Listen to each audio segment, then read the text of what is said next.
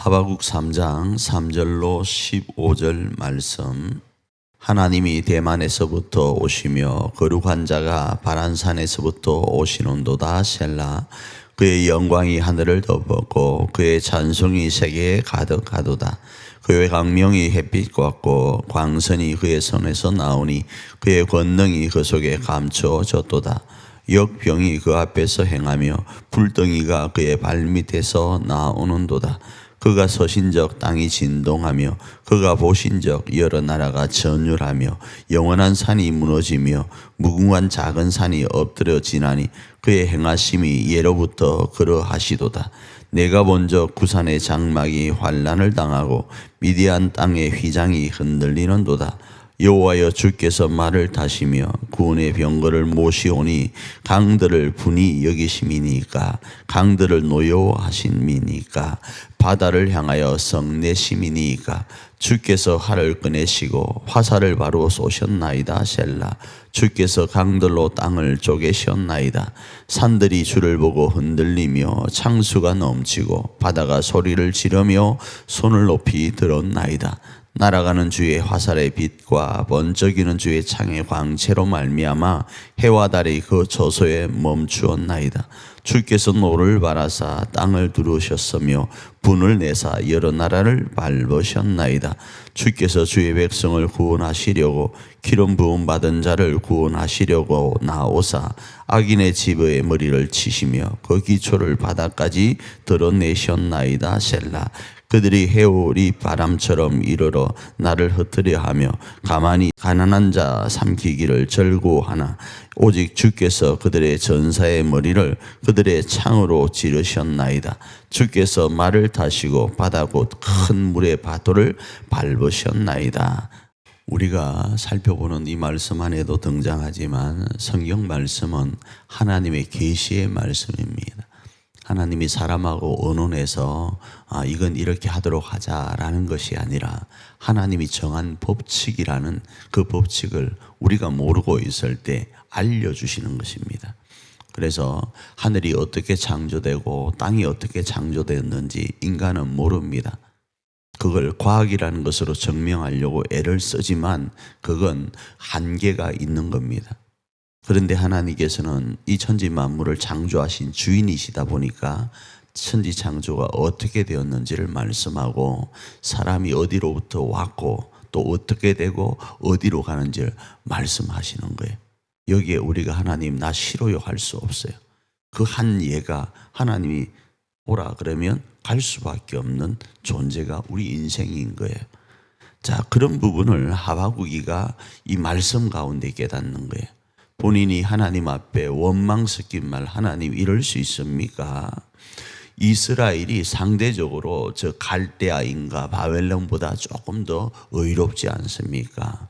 그런데 저 무지막지한 우리로 치면 저 오랑캐 같은 나라를 들어서 우리를 치려합니까? 그 이야기를 하나님 앞에 원망 섞인 이야기로 질문합니다.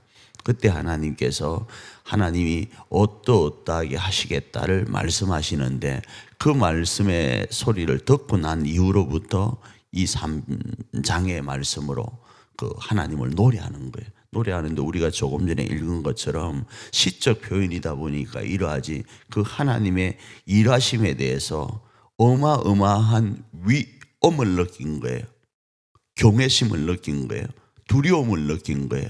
그 두려움 앞에 그렇군요 하나님, 하나님은 높으십니다. 그렇군요 하나님, 하나님은 위대하십니다. 이 말밖에 할 수 없는 거예요.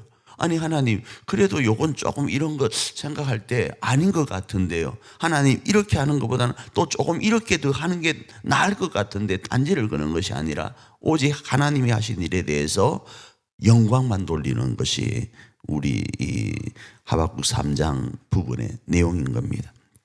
그래서 하나님의 장엄하신 임재와 강경을 시적으로 표현하고 있고 이 시적 표현을 미래의 일은 반드시 성취된다라는 표현으로 나아가고 있는 거예요.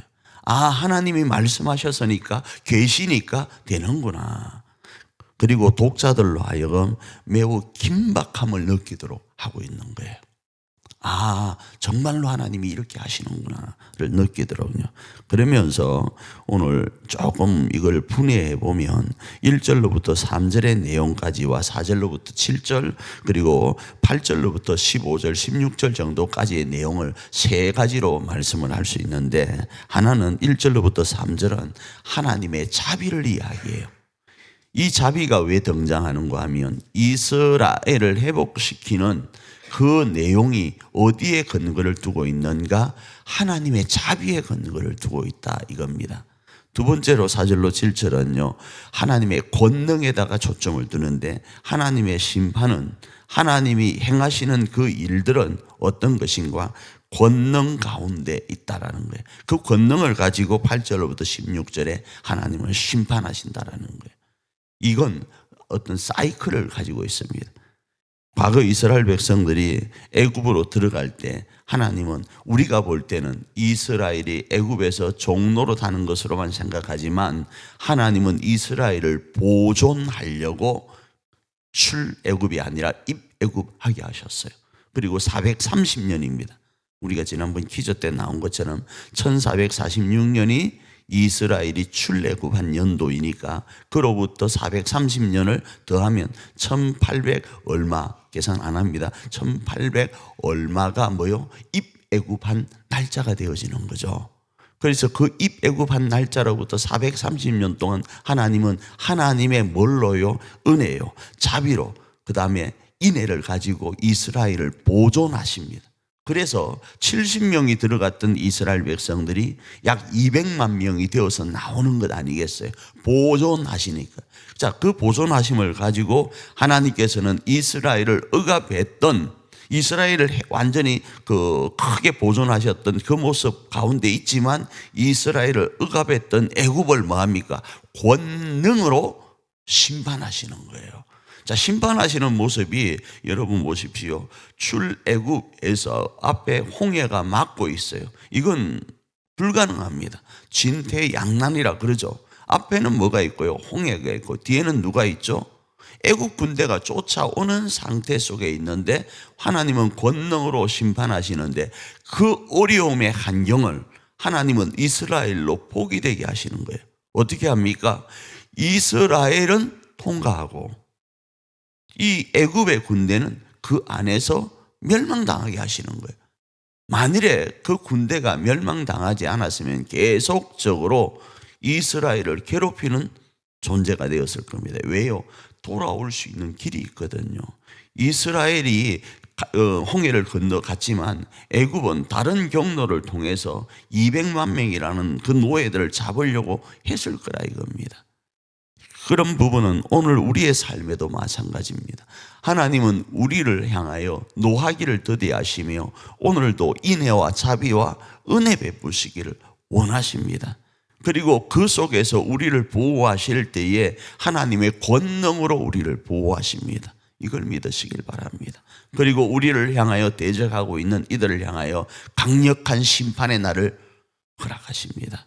이 하나님을 우리 하나님으로 오늘도 온전히 고백하면서 승리해가는 그런 복된 하루가 되기를 축복합니다.